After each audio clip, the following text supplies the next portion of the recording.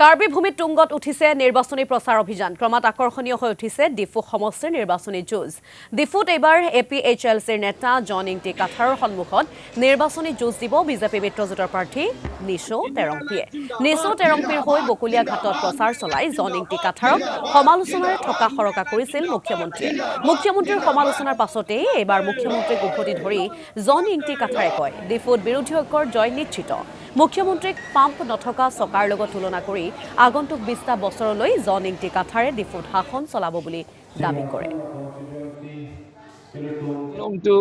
কংগ্ৰেছ আৰু APHLC হে party হিচাপে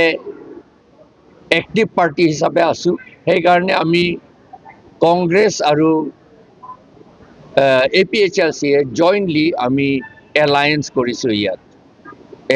কৰিছো ইয়াত ডিফু সমষ্টিত ডিফু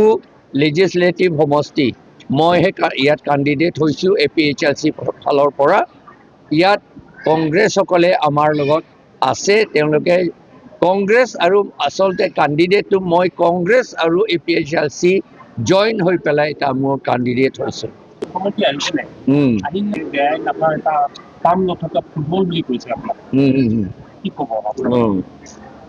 পাম নথকা ফুটবল তেওঁৰ বোধ হয় পাম নথকা গাড়ীৰ চক্কা বোধ হয় পাম নথকা গাড়ীৰ চক্কা তাৰ গাড়ী কতো নচলে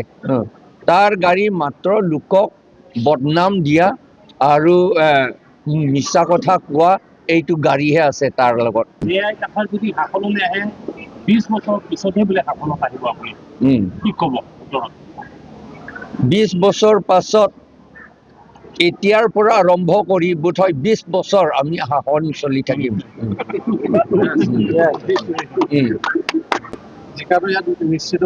নিশ্চিত এইটো কাৰ্বি আংলঙত আৰু এলায়েন্স পাৰ্টিয়ে জিকিবই আৰু কথাই নাই